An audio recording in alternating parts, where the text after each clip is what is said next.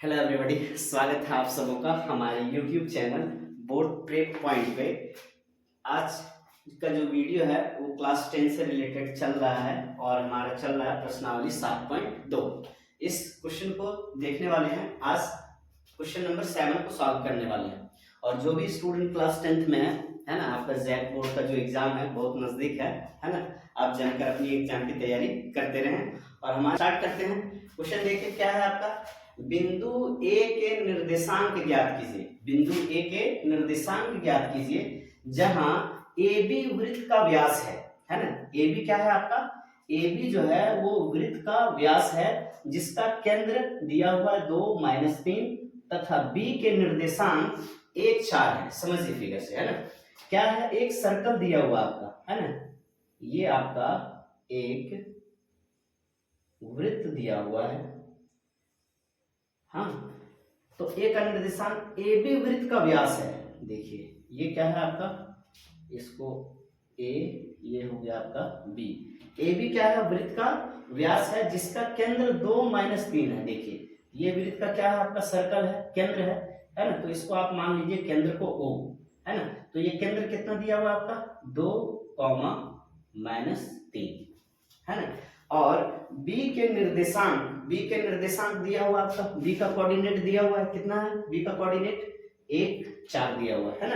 आपको a का coordinate निकालना है, a का निर्देशांक निकालना है। तो इसको क्या मान लेंगे आप, x1 y1 मान लेंगे a का निर्देशांक, है ना।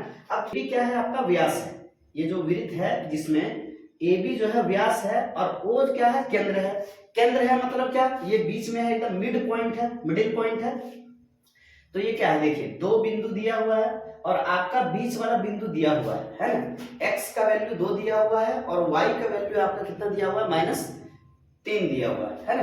देखिए सबसे पहले a का निर्देशांक निकालना है। तो आप मान लीजिए, मान लिया बिंदु a के निर्देशांक x1, y1 है ना। ये जो a का निर्देशांक है इसको क्या माने आप, x1 y1। चूंकि O वृत्त का केंद्र है तथा AB वृत्त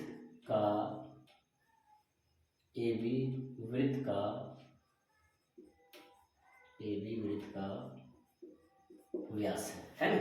वो केंद्र है और ये भी क्या है, व्यास है। तो ये क्या है, एक प्रकार का मध्य बिंदु है। O AB का मध्य बिंदु क्या है आपका, O है। तो O का निर्देशांक क्या आ जाएगा, इसीलिए O के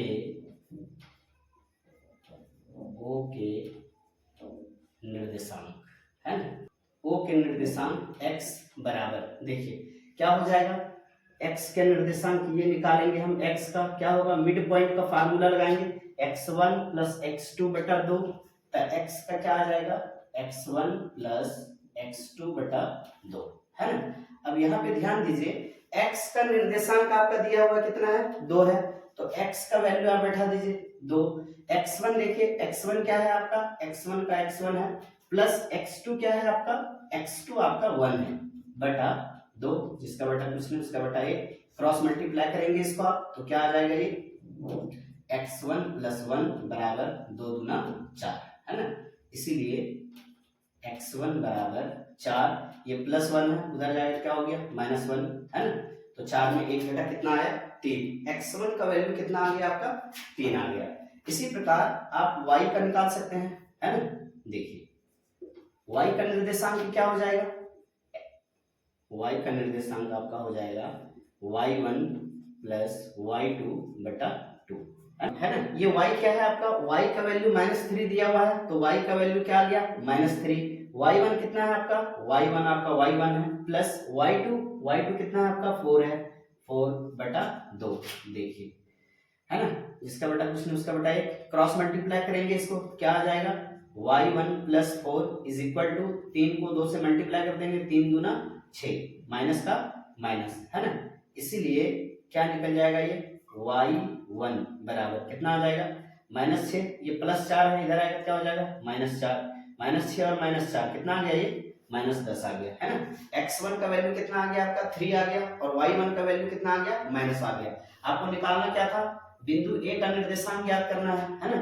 यहाँ पे नीचे क्या लिखेंगे आप, अतः बिंदु ए का, अतः क्या हो जाएगा आपका, अतः बिंदु ए के निर्देशांक बराबर, है ना, क्या माने थे आप, x1 कितना आ गया आपका 3, y1 कितना आ गया -10, ये आपका क्या हो जाएगा, ये आपका आंसर आ जाएगा।